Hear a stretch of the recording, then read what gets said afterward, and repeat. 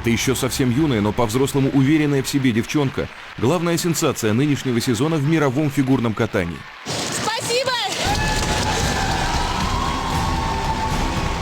Евгения Медведева выиграла и чемпионат Европы, и финал мирового гран-при, а на чемпионате России вообще показала абсолютно лучший результат в истории женского фигурного катания. Девочка с характером, целеустремленная, волевая, и в этом она точная копия своего тренера. Поднимай, поднимай, поднимай, еще поднимай. Ну сядь назад. Почему ты делаешь? Что я тебе показала? Раз, назад катись. Поднимайся туда, правой ногой проходи. Ну, молодец, что тулуп добавил, только на сальник не подняла, какой жидкий был. Этери Тутберидзе работает с Женей почти 10 лет. Когда они впервые встретились, будущая чемпионка, мягко говоря, не впечатляла. Каталась даже хуже сверстников. Тутберидзе лепила ее с нуля, ясно представляя, чего она хочет добиться, и жестко отсекая все лишнее. Тебе обязательно надо упасть. Не один прыжок, так другой. Нога валялась. Я говорила: Жень, тебе хочется поваляться? Давай тебя поваляй. Я ее опрокидывала на лед. И вот так вот за ноги возила. Я говорю: так нравится? Она рычала, злилась, потом вскакивала и, в общем, боролась за прыжки. Медведева не единственная ее чемпионка. 2 года назад красивое грузинское имя Этери узнал весь мир, когда Тутберидзе создала главную сенсацию Сочи 2014. Юлия Лепницкая, девочка в красном пальто. Она стала символом домашней Олимпиады. После сенсационного выступления Лепницкой к ее тренеру выстроилась очередь мировой прессы, но Этери не подпустила никого, она не дала ни одного интервью. На публике Тутберидзе всегда немногословно, сдержанно, с непроницаемым взглядом и стальным характером. Снежная королева, красавица с ледяным сердцем. Или все-таки нет? Нашу съемку Этери Тутберидзе откладывала несколько раз, и несколько раз мы начинали писать интервью заново. Точно не надо косметику поправить. Работая над этим фильмом, мы смогли приблизиться к ответу на вопрос, какая же она на самом деле, снежная королева. Погнали. Делаем дупель тулуп и дупель уверсальхов.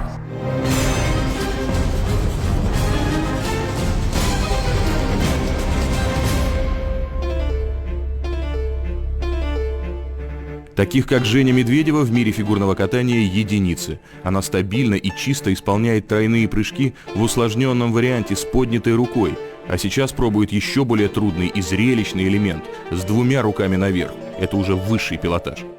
Но от критики тренера повышенная сложность все равно не спасает. Ну ничего. Все, конечно, пока вот это с 2 руками стрёмно. Ты не проезжаешь, он получается, понимаешь, вот ты за счет высоты берешь. Просто за счет высоты. Это так, показывать можно, но я бы не стала. Не надо.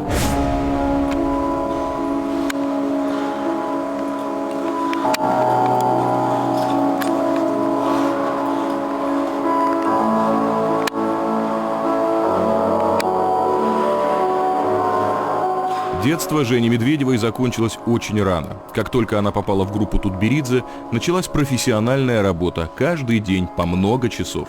Я удивилась, насколько она высокая, насколько она требовательная и красивая. Без рук сделай. Дай посмотрю. Не пойму, что такое с правой ногой у нас. У прошлого тренера было такое, то, что мы совсем дети еще маленькие были. Не получалось, оставь, переходи к другому. То есть, совсем лояльно было. А тут было требование, чтобы заходила и делала. Делай! Продолжай, продолжай. Не складывайся, не складывайся. Все равно не проходит правая нога. Опять то же самое. Ну, Жень, почему сюда-то? Почему вот так-то? Я понять не могу. Ну, сюда-то можно плечо, и дальше проходи туда. Сама поворачивайся туда. Она во всем сильнее сейчас, чем я в ее возрасте была. И характер, и технически, и все, и эмоционально. За эмоциональную подготовку спортсмена тоже отвечает тренер. К соревнованиям мало подготовиться, нужно еще уметь держать стресс, уметь выступать. Когда Медведева выходит на лед, она, по крайней мере внешне, очень спокойна. Последний час перед прокатом Этери и Женя всегда проводят вдвоем. Она очень часто меня пытается веселить. все время шутит, у нее все время хорошее настроение перед соревнованиями. В финале Гран-при она мне сказала, что у меня хороший макияж. Я такая, спасибо, пойду покатаюсь. Ну, да, иди. Representing Russia, Evgenia Medvedeva.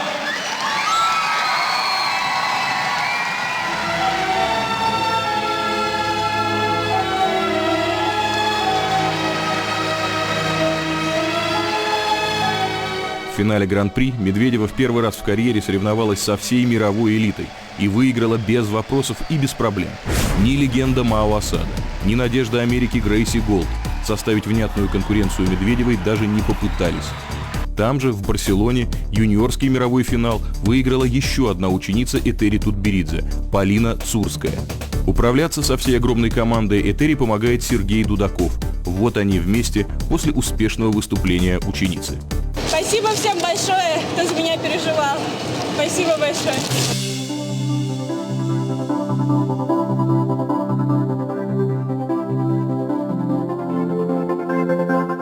С виду обычная московская школьница, пассажиры в метро даже ее не узнают и даже не догадываются, что находится бок о бок с одной из сильнейших спортсменок планеты. Каждое утро она едет на тренировку из одного конца Москвы в другой. Практически тем же маршрутом когда-то ездила на тренировки и сама Этери Тутберидзе.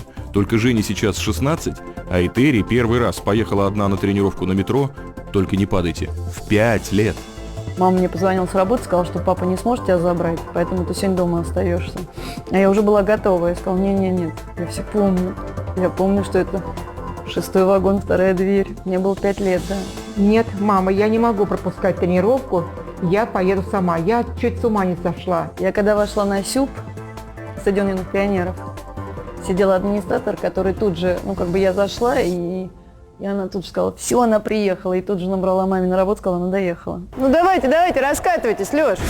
Она была 5-м ребенком в простой советской семье. Папа работал в 2 смены в литейке. 5-го ребенка отец не хотел, потому что после 3 дочерей наконец родился сын, и на этом можно было остановиться. Но жена настояла. Тяжелые роды. Жизнь мамы была под угрозой. Отец решил назвать ребенка в ее честь. Так и появилась в семье 2-я Этери Тутберидзе, младшая. Мы, честно говоря, росли как солдаты. У нас такая была дисциплина в семье. Я никогда руку не поднимала, но достаточно было посмотреть, он взглядом мог убить. Одежда вам доставалась как по наследству? Конечно, да. Что, сестра? Что-то мне больше от брата досталось. Он передо мной, и мне приходилось ходить в его мальчиковой одежде. С тех пор ненавижу зеленый цвет. В советское время для мальчиков был не очень много, да, коричневый, зеленый, серый-синий. Вот серый-синий он не любил, а коричневый и зеленый мне доставались. Страсть младшенькой к фигурному катанию для родителей была сюрпризом. Поначалу она на льду, правда, больше лежала, но первый тренер убедила, что продолжать стоит. На коньках она держится плохо еще, но головка варит.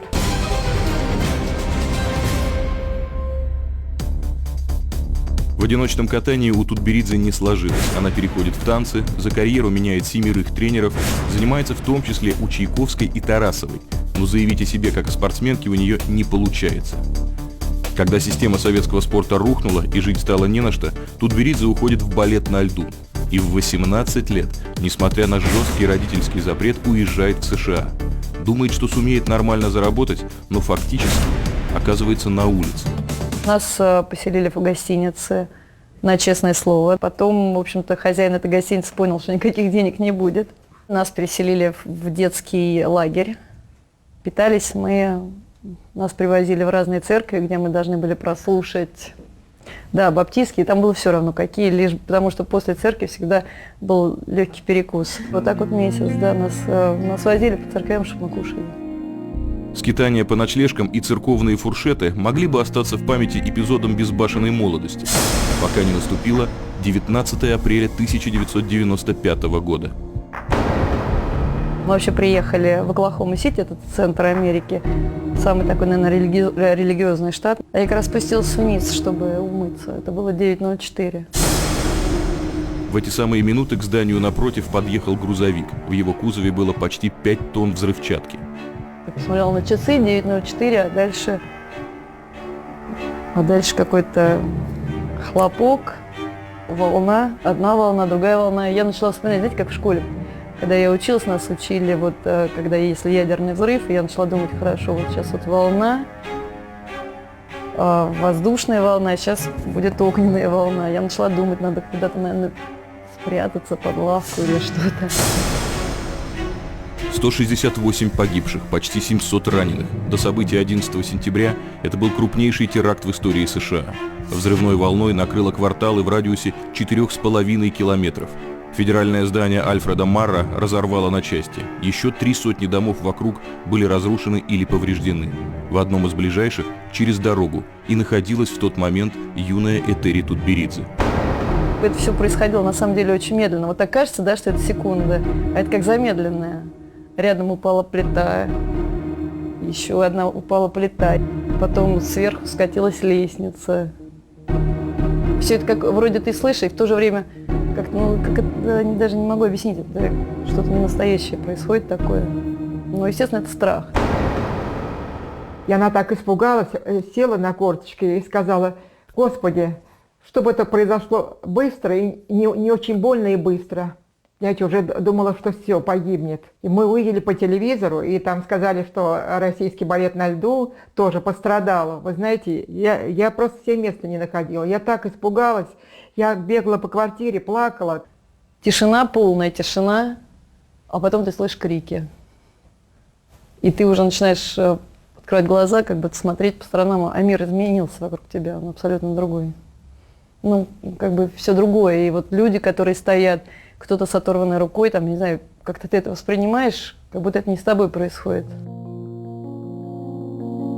Она позвонила и сказала: «Мама, со мной все в порядке», а с ней не было в порядке. У нее, знаете, вот все тело было в осколках стекла.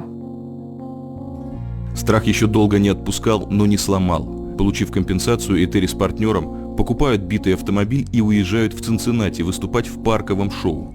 Параллельно с шоу Тутберидзе начинает тренировать. Еще спокойнее здесь удлинился. Она постепенно обрастает друзьями, налаживается быт, и, казалось бы, вот они, долгожданные достаток и благополучие. Но... У меня было там все, было признание как тренера, ну, все, что надо для жизни, и друзья, и достаток финансовый.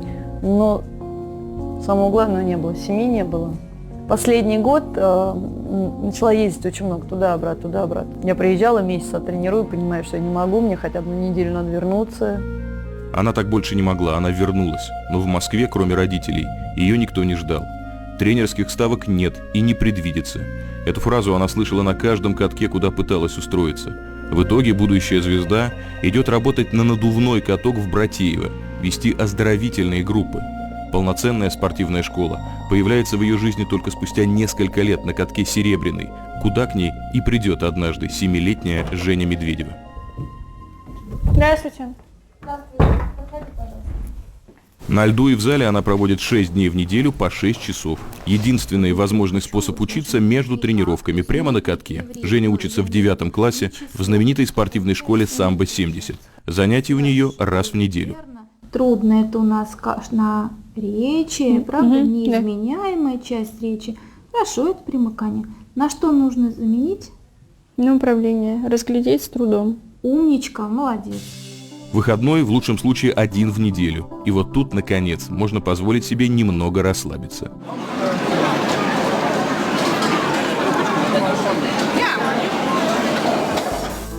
Евгения фанат японской кухни, на 2-м месте в рейтинге удовольствий более понятные наряды и шопинг.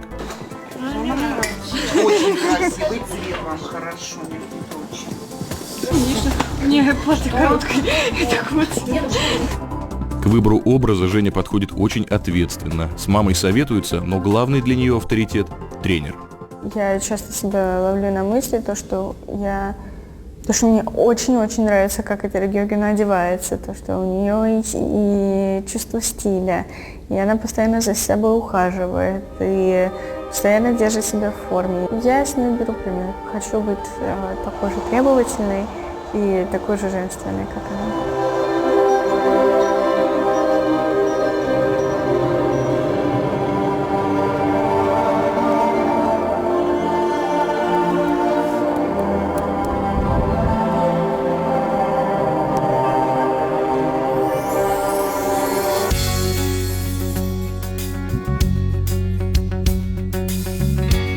конечно, сантиметров 10. Она любит каблуки.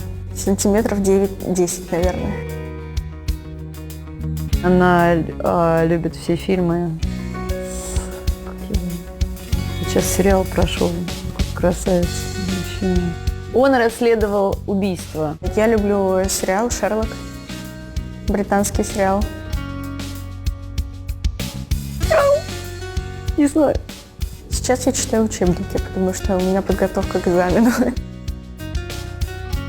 Не получались прыжки. Мне собака погрызла мою любимую игрушку.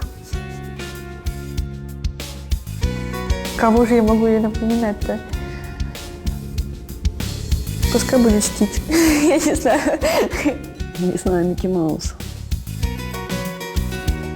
Думаю, что ответят «да». Нет. Дети, которые занимаются спортом, быстрее взрослеют. Так, не по возрасту философски, Женя объясняет свою способность концентрироваться на главном и очень много работать. Своим незанятым спортом сверстникам она не завидует и где-то даже сочувствует. Но вернуться в детство иногда все-таки, конечно, хочется.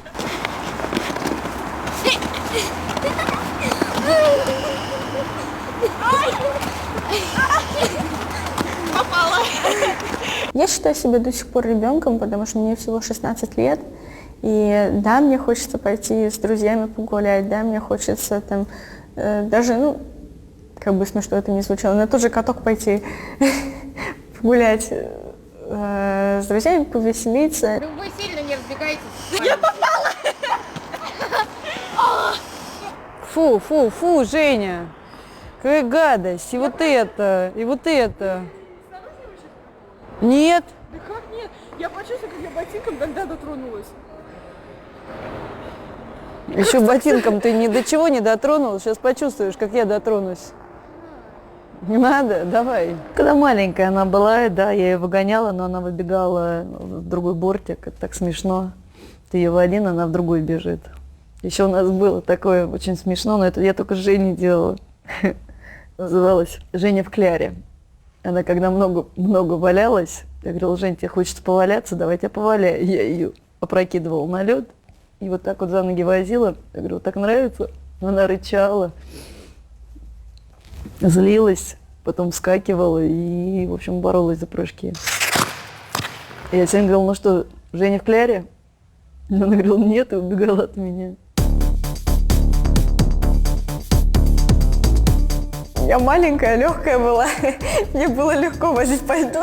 Ну, просто меня клала на лед и за шкирку вот так и возила по льду. Ну, ты же падаешь, хочешь падать? Да, лежи на льду, давай. Ты же хочешь быть в снегу.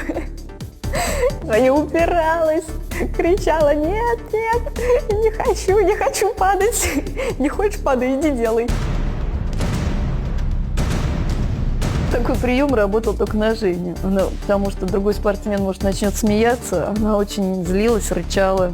Такой метод, он злит и мотивирует, то, что, значит так, я сейчас пойду, это сейчас вот и пойду и сделаю, и вот захожу, делаю.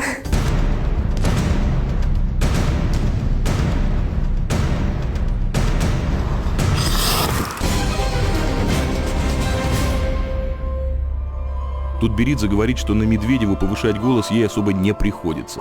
А вот спортсменка из группы, которой сейчас достается сильнее всех. 13-летняя Диана Дэвис.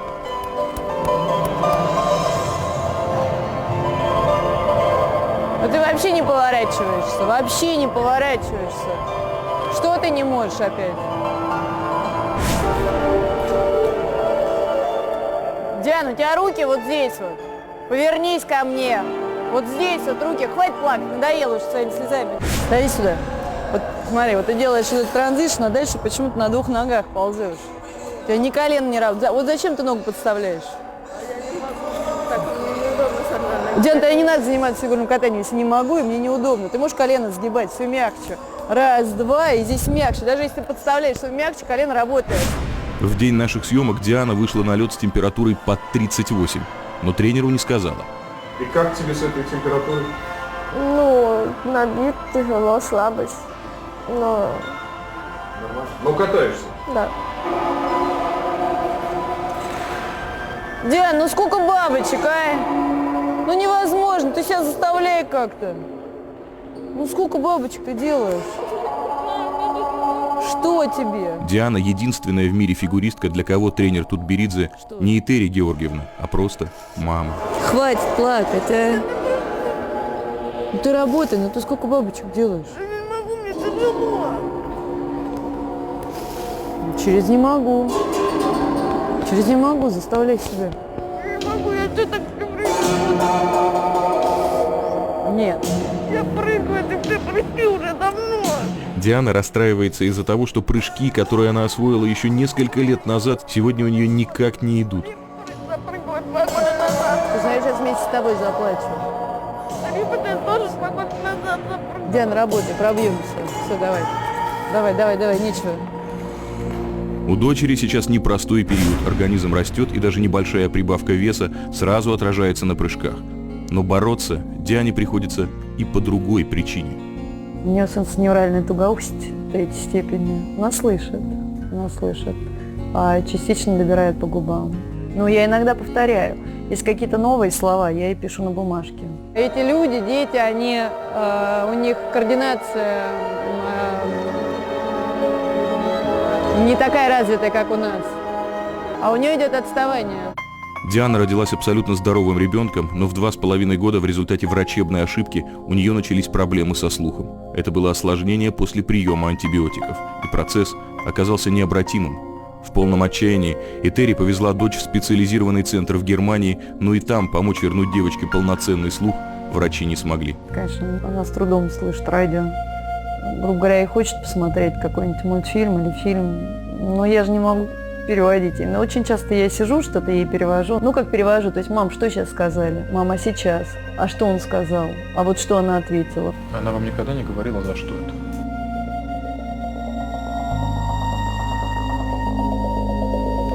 Да. Я просто для себя решила, ну, наверное, зачем-то мне это дано. Вам не хватает испытаний? Но это тоже одно из. Потому что я должна, наверное, сделать все, чтобы она выросла вполне адаптированным человеком к жизни, вполне счастливой, чтобы она это не чувствовала. А вот музыку Диана слышит идеально. Это и позволяет ей на равных соревноваться на этапах Кубка России. И на льду, и в жизни она абсолютно естественна. И даже несколько лет училась в школе повышенной сложности с углубленным изучением иностранных языков. Вот мы все ругаем нашу молодежь, что они все вот с этими гаджетами, все ВКонтакте, все общаются. А для нее это спасение. То, что люди стали менее общительны, вербально, они больше пишутся, для нее это огромное спасение. Кататься на одном льду со знаменитой чемпионкой Медведевой и постоянно падать Диане, конечно, неприятно. Но заниматься чем-то другим она не хочет. И так же, как мама, готова бороться до конца. Сейчас мне очень нравится кататься, и я хочу добиться успехов. Ну, вначале я хочу стабильно прыгать прыжки все. Я могу прийти, 1 день прыгаю, прихожу 2 дня вообще непонятно что творю на тренировках. Впрочем, радужных иллюзий мама-тренер не питает. Тем более, что сама прошла через множество неудач. Ну хватит. Сейчас я не могу делать. Ты как эту морду делаешь, и я сама сейчас заплачу вместе с тобой. Закрываться надо. Ну давай, все, ладно, хватит, молодец. Жень, вот скажи, ну вот ты уже говорил, ну не запрыгаешь ты сейчас нормально. Ну хорошо, давай попробуем. Пойдем тогда в танцы. Что такого-то? А ты еще считаешь, что танцоры, они менее счастливые люди, что ли? Не знаю, я иногда на танцы смотрю, и мне прям так нравится. Они такие все красивые. Благородные. Прям, Да. вообще. Воспитанные, благородные. Не то, что эти одиночницы. Подожди, посмотри на меня. Я катался в одиночном, потом катался в танцах. Я что, какая, не такая? На самом деле, что я ни там ничего не добился. Ну ничего, ты знаешь, Зато в вот, тренерских. ну вот как? все, то, что не добился, здесь надо попытаться сделать все, что ты можешь. Тогда потом ни она, ни я не будем жалеть, если не получилось. Мы будем знать, что мы попытались и сделали все, что мы могли. Правильно? Вот, Диана, ну что ты отпустила Луцтво? Дупель-тулуп хорошо, только выезда не было. Кровка моя. «Слышу, не слышу». Так называется произвольная программа Евгении Медведевой, с которой она в этом сезоне побеждает на одном турнире за другим.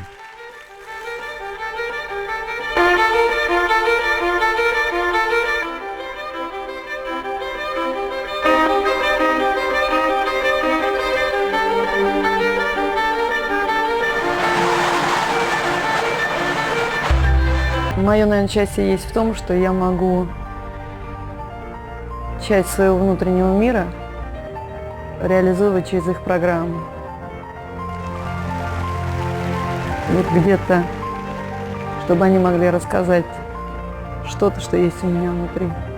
Мало кто знает, что прообразом, вдохновителем этой программы для Этери Тутберидзе стала ее собственная дочь. Я в себе, я попытаюсь открыться. Я смотрю по сторонам и не понимаю, как воспринимать этот мир. Я боюсь, я обратно закрываюсь. Но потом я понимаю то, что это не так уж и плохо, это прекрасно. И мне нравится, я хочу здесь жить. Эту программу Этери придумала год назад, и изначально ведь не для Жени Медведевой, а для другой своей ученицы, для Юлии Липницкой. Ну, здесь я, конечно, сочетание и где-то и слышу, не слышу, чего как раз и испугалась катать Юля. Но и про то, что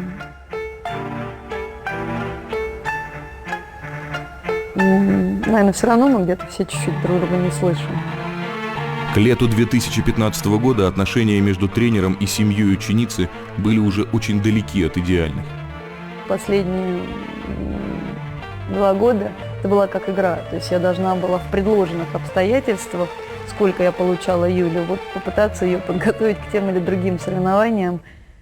Вот, допустим, она не ходит ко мне на УФП, потому что она стала ходить на УФП к какому-то другому специалисту, которого я в глаза не видела. И чем они там занимаются, я не знаю. Этери говорит, что в ситуации с Липницкой она была вынуждена терпеть. Ультиматумов не ставила, но со временем инструменты влияния на Юлю с ее стороны были исчерпаны. Финалом отношений стала осень 2015 года, когда Липницкая отказалась ехать с Тутберидзе на этап Гран-при во Францию. Мне всегда казалось, она очень ведомая. Там, в общем-то, будет мама на меня обижаться, все, что мама говорила, так все и делалось. То есть если бы мама продолжала бы ей как бы диктовать все-таки, что надо меня слушать. Так бы и было. И я всегда надеялась, что вот когда я приведу к успеху, она поймет, что я могу, я права, и будет меня слушать. Но не получилось. Лучшие родители фигуриста те, которых я даже не знаю, как зовут. Это вам скажет любой тренер. Тутберидзе, конечно, не исключение. С Медведевой в этом плане особых проблем нет. Ее мама сама бывшая фигуристка, но даже если с чем-то не согласна, в тренерский процесс дочери старается не вмешиваться. А Женя все понимает и 2 своих мира не смешивает. У меня дома семья мамы, а на льду у меня семья тренера.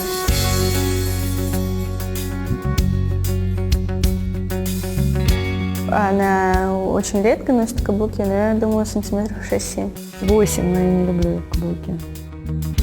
Ей очень нравится актриса Джулия Робертс. Ну, я очень люблю фильмы с Джулией Робертс. «Красное вино». «Вода». Сейчас я забыла название мультфильма. «Храброе сердце», по-моему, да? Такая там девушка курчавая, рыжая. Круэлла, не знаю. Я из-за чего последний раз плакала? Я вообще не видела, чтобы этот человек плакал. Вообще никогда в жизни. Я обезоружена. Я обезоружена, авав. Этери Георгиевна иронизирует по поводу нашего микрофона, который мешает ей вести тренировку в обычном режиме. О крепкости выражений, звучащих иногда на льду московского катка «Хрустальный» во время работы Тутберидзе, ходят легенды.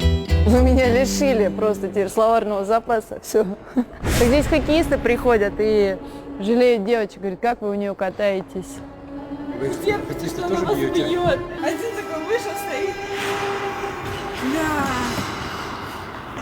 бьет, она их бьет, я знаю, она их бьет. Ну и Медведева, ну как она Европу, да, выиграла, она ее тоже бьет, очень сильно бьет, да. Угу. И Полина такая выглядывает, что, простите, ну она же вас бьет. Как вы терпите то, что она вас бьет? Я потом зашла в раздевалку, стала перед ним такая вся добрая. С Полиной вот так вот. Я говорю, ну, показывай глаза. Давай, говори мне в глаза. Я ничего вообще не говорю. Да меня там не было, наверное, вообще. Поднимать руку на ученика Этери, конечно, никогда не будет, но есть одно исключение. Дочь Диана. Ее шлепнуть она может. Не по-женски жесткий стиль общения – это ее метод. Но что важно, цель не оскорбить, а мотивировать. Диана, ну хороший заклон, иди сюда. Диана. Ученики ее очень уважают, а вот мужчины боятся и не рискуют даже просто подойти заговорить. Папа Дианы принимает участие в жизни дочери, но официальным мужем ее мамы не был. Мужчина требует, чтобы за ними ухаживали, понимаете? У него нет такой возможности за кем-то ухаживать. Для того, чтобы стать таким тренером, надо всю себя отдать. Без остатка. Всю себя отдать. Она это делает. Я тоже Этери говорила, я говорю, Этери, понимаешь, вот нет у тебя семьи. Она говорит, мама, ну как нет семьи, а вы у меня. Я говорю, ну мы же не вечные, а потом Диана вырастет. Пока у меня не было результата, конечно, я очень много слышала. И папа очень переживал, что я живу одна. Вот, а когда появился результат, тогда, в общем-то, наверное, оно того стоит. Георгий Тутберидзе был очень крепким, здоровым мужчиной. Он погиб в результате нелепого несчастного случая 4 года назад. Сочинского тренерского триумфа своей младшей дочери он не увидел, и для Этери это непроходящая боль, что радость победы она не смогла разделить с отцом. Дисциплина, характер, внутренний стержень – все это у Этери от него. Я из спорта ушла, когда ко мне подошли и сказали, что хореографу надо платить $100. По тем временам это были огромные деньги.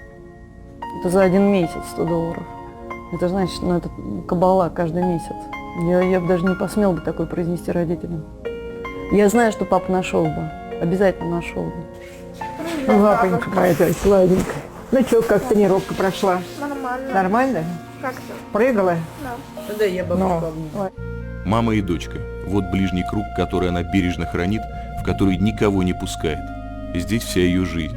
И здесь она совсем другая. Властная снежная королева, которую на льду ничто не может заставить дать слабинку, ни поражения, ни даже предательства учеников. Говоря о своих самых близких людях, она становится очень мягкой, настоящей.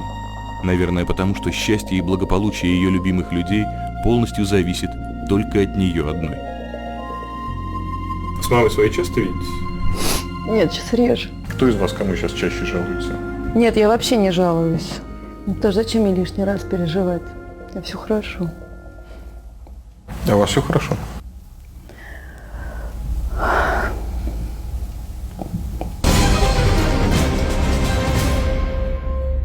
Сколько у тебя, мамочка, цветов здесь? Как тебя любят все. Не говори, да. Дочка лукавит, цветы-то на самом деле ее.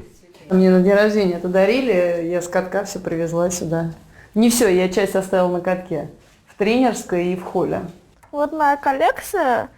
Я собираю где-то 7 лет. Мне что-то дарили, что-то мама привозила, что-то я сама, может, нашла. В этом доме все на тему фигурного катания. Особая гордость дочки – это серьги-коньки, привезенные мамой в подарок с крупных соревнований. Но их Диана не носит, бережет. Еще одна очень редкая штука – подарок от главы Олимпийского комитета. Все зимние виды спорта в миниатюре. Это ручная работа была сделана только для победителей, только спортсменов. Ну и почему-то мне перепало. А вот эта вещь вообще существует в единственном экземпляре и получена лично от президента. Когда олимпийская медаль готовится, середина вырезается, а это то, что остается. Вот это то, что, я считаю, это даже мне ценнее от олимпийской медали. Она тяжелая, настолько тяжелая, насколько достается она тяжело. У спортсмена работа, результат, а у тренера ответственность. И перед страной, и перед спортсменом. А это орден. За заслуги перед Отечеством 4-й Нет, степени. сам орден, вот это Вот он красивый сам. такой. Вот прям, чтобы я почувствовала, как тебе больно внутри. Все прямая рука. Вот и когда нет, первое ты сделала раз, и дальше ты отходишь. Та-та-та-та-та-та. И первый идет, ну мягче. Пам, сделай мне последнее вращение.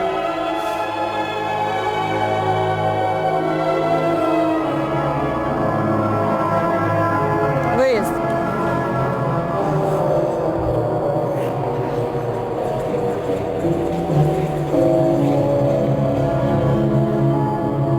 Тяни.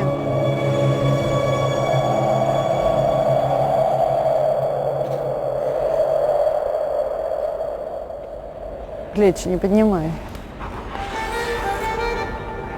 Да, удлини пальцы, удлини, да. На лед приглашается Евгения Медведева.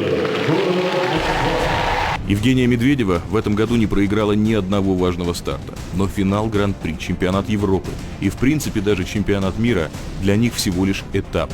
Потому что главный турнир еще впереди. До следующей зимней Олимпиады, которая пройдет в Южной Корее, уже меньше 2 лет. Ни Евгения Медведева, ни тренер так далеко не загадывают.